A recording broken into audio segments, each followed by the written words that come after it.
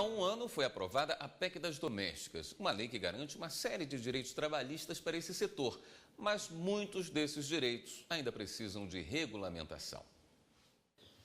Em abril de 2013, a Constituição Federal foi alterada para estender às domésticas os mesmos direitos dos trabalhadores. Garantia de pelo menos um salário mínimo, jornada de trabalho de 8 horas diárias e 44 horas semanais, pagamento de hora extra, adicional noturno, salário família, férias, a obrigação do Fundo de Garantia por tempo de serviço, entre outros. Mas apesar da PEC ter sido aprovada há pouco mais de um ano, a rotina de vários trabalhadores domésticos ainda permanece a mesma. Um projeto de lei que regulamenta a maioria dos benefícios, como FGTS, adicional noturno e férias, está parado na Câmara dos Deputados.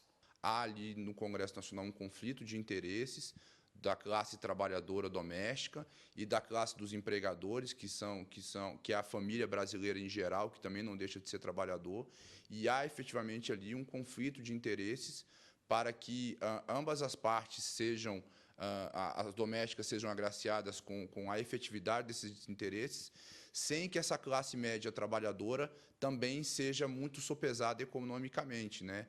De acordo com o Diese, a PEC já tem as primeiras consequências. No ano passado, houve aumento dos salários das domésticas. Por outro lado, também cresceu o número de trabalhadoras que substituiu o salário mensal pelo de diarista. Rosa prefere ser diarista mesmo tendo trabalhado com carteira assinada. A vantagem disso? O retorno salarial e a flexibilidade de horários, diz ela. No total são 5 casas em que eu trabalho, mas aí varia muito de uma para outra assim, o serviço. E tem a vantagem de você fazer a sua carga horária, o seu salário. Então, por isso que eu optei em trabalhar informalmente. Eu consegui comprar minha casa, hoje eu estou pagando as parcelas, consegui dar entrada na minha casa, eu tenho meus filhos, tem um que está trabalhando, outro já está terminando o ensino médio, então essas coisas assim, tá incluso na área de esportes, que eu pago para ele. Então já dá para fazer um bocado de coisa, porque antes não dava, né? A diarista ela tem uma remuneração, acaba tendo uma remuneração maior no fim do mês, mas juridicamente ela está desamparada.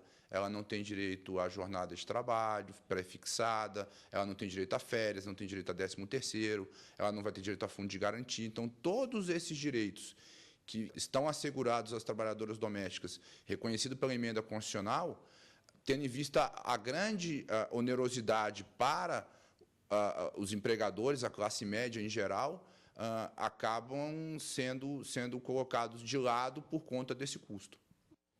Justiça Fluminense condena a companhia de energia por falta de luz em um casamento que ocorreu em 2010. A energia elétrica é um serviço básico essencial para o dia a dia. Imagina quando ela não está disponível em momentos específicos. Foi o caso de Daniel. No Natal de 2010, ficou quase 3 horas sem energia elétrica durante a ceia. Estava toda a família reunida e de repente acaba a luz. Ainda tinha gente que tinha que tomar banho atrasado, teve que tomar banho no frio. E aí não teve mais energia para o som. E aí o pessoal teve que comer com as luzinhas de celulares e luz de velas. A prestação do serviço de energia elétrica é fornecida pelo Estado por meio de concessionárias.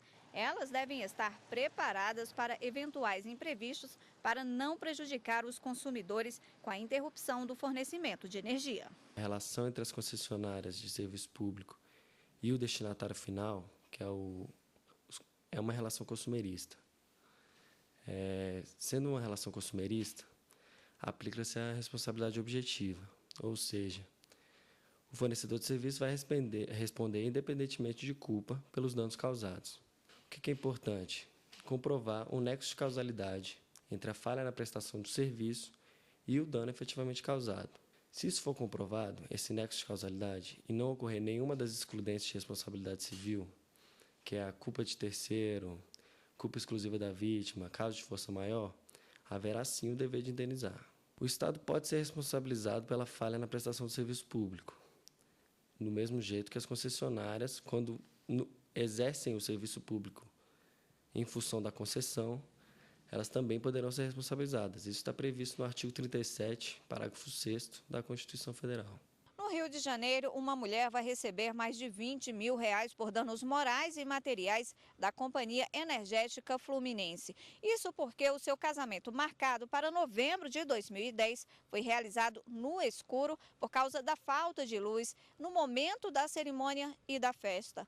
O Tribunal de Justiça do Rio de Janeiro condenou a Companhia Energética com base na teoria do risco do negócio e, por isso, a concessionária é responsável pela má prestação de serviço.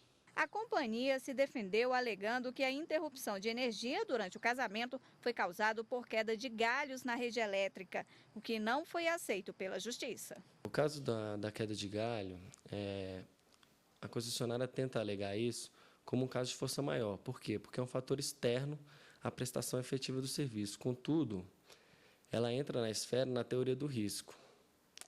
Uma empresa fornecedora de serviço, ela tem que estar ciente de que é um risco e tem que se precaver para que esses riscos não acarretem na falha na prestação do serviço e que não ocasionem o dano ao consumidor.